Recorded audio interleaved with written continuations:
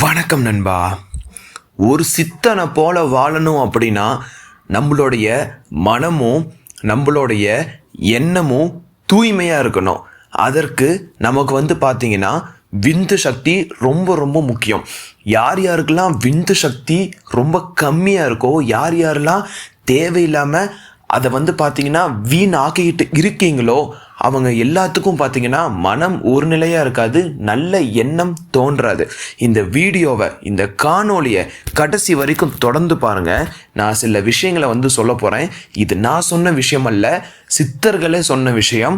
விந்துவை கட்டுப்பாட்டுக்குள்ளே வச்சிருக்கிறதுனால என்னென்ன பயன்கள் கிடைக்குது, என்னென்ன ஆகுன்னு சொல்லிட்டு அவங்க சொன்னாங்க. அதை என் மூலியமாக நான் உங்களுக்கு தெரிவிக்கிறேன். இந்த காணொலியை கொஞ்சம் கூட ஓட்டாமல் கடைசி வரைக்கும் தொடர்ந்து பாருங்கள். நிச்சயமாக உங்களுக்கு பயனுள்ளதாக இருக்க போகிற ஒரு காணொலி. எல்லாருமே பார்த்தீங்கன்னா காமனா, ஓகேவா, எல்லாருமே பார்த்தீங்கன்னா காமனா ஒரு விஷயத்த இன்னைக்கு வரைக்கும் சொல்லிக்கிட்டே இருக்காங்க. அது என்ன விஷயம் அப்படின்னா,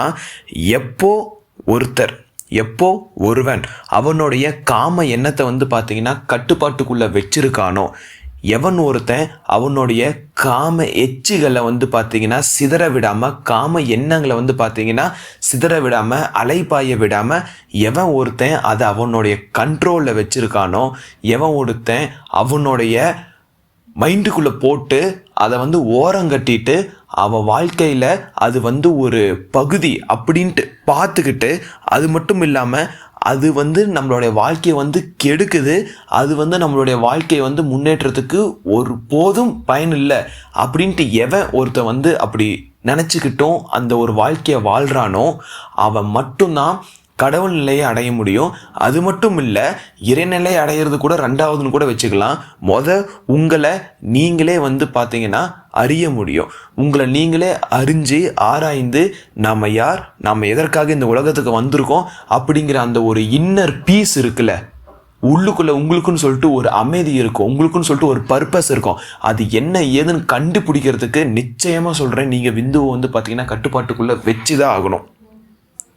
என்ன நான் யாருன்னு தெரிஞ்சுக்க நான் என்ன பண்ண போகிறேன் அப்படின்ட்டு நீங்கள் நினச்சாலும், இல்லை உங்களுக்கு ஒரு கேள்வி வந்தாலும் அதற்கும் நான் பதில் சொல்கிறேன். நீங்கள் யாருன்னே உங்களுக்கு தெரியலை அப்படின்னா மற்றவங்க யாருமே உங்களை பார்த்தீங்கன்னா கண்டுக்க மாட்டாங்க.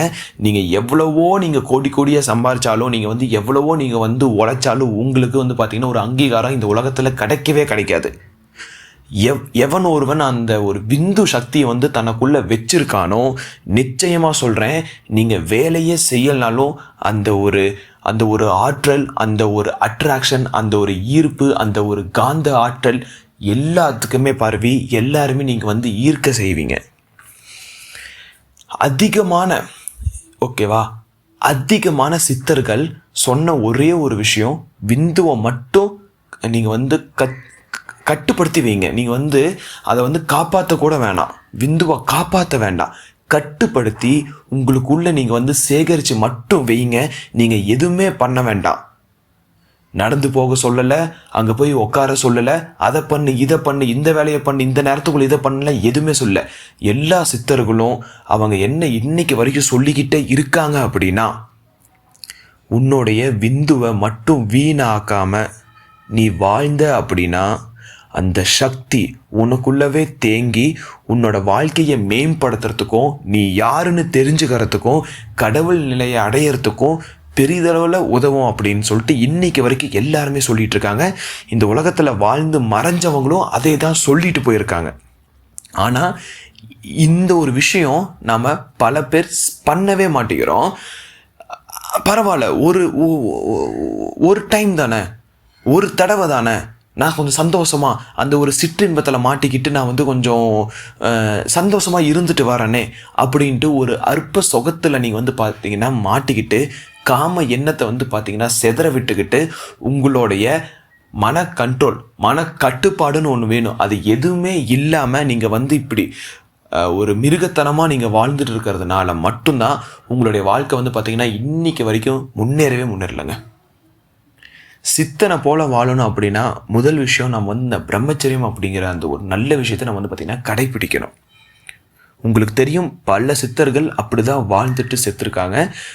நான் நிறைய பேர் வந்து பார்த்திங்கன்னா இல்லற வாழ்க்கையிலேருந்து சித்தர் வாழ்க்கைக்கு வரத்துக்காக இல்லற வாழ்க்கையை தூக்கி எறிஞ்சிட்டு வந்தவங்க பல பேர் வந்து அந்த ஒரு தவம் செஞ்சு பிரம்மச்சரிய வாழ்க்கைக்குள்ளே திரும்பவும் நம்ம வந்து வரணும்.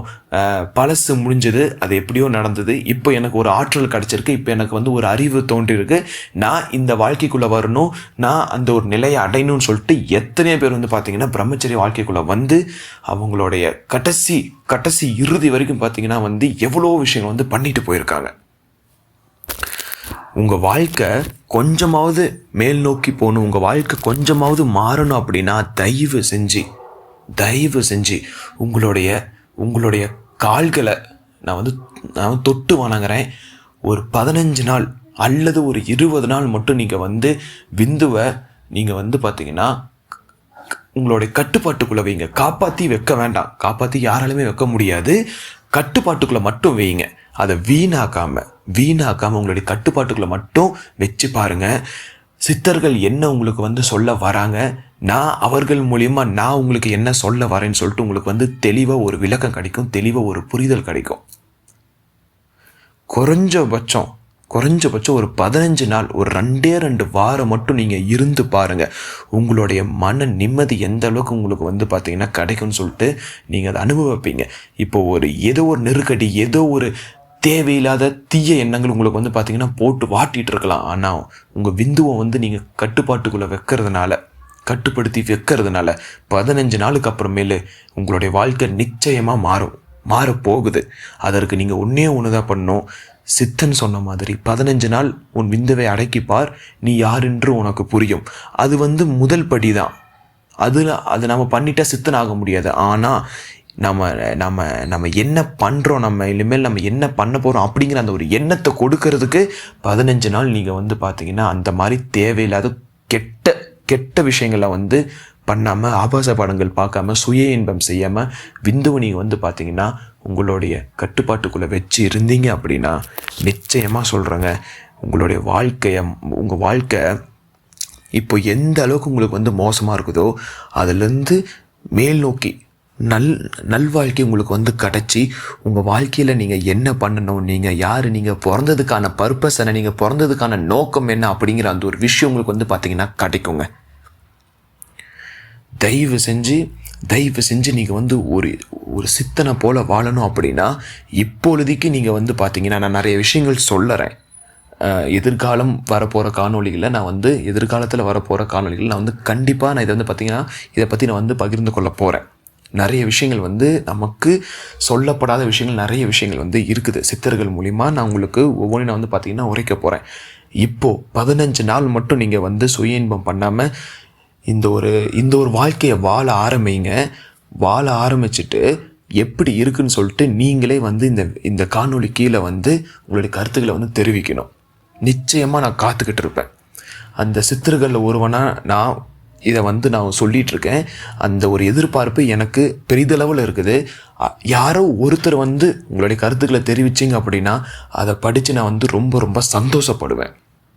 15 நாள் மட்டும் உங்களுடைய விந்துவை கட்டுப்பாட்டுக்குள்ளே வச்சு உங்கள் வாழ்க்கையை வந்து அனுபவிச்சு உங்கள் வாழ்க்கை இப்போ எப்படி மாறி இருக்கு அப்படின்னு சொல்லிட்டு 15 நாளுக்கு பிறகு வந்து தயவு செஞ்சு இந்த காணொளி கீழே வந்து உங்களுடைய கருத்துக்களை தெரிவிங்க.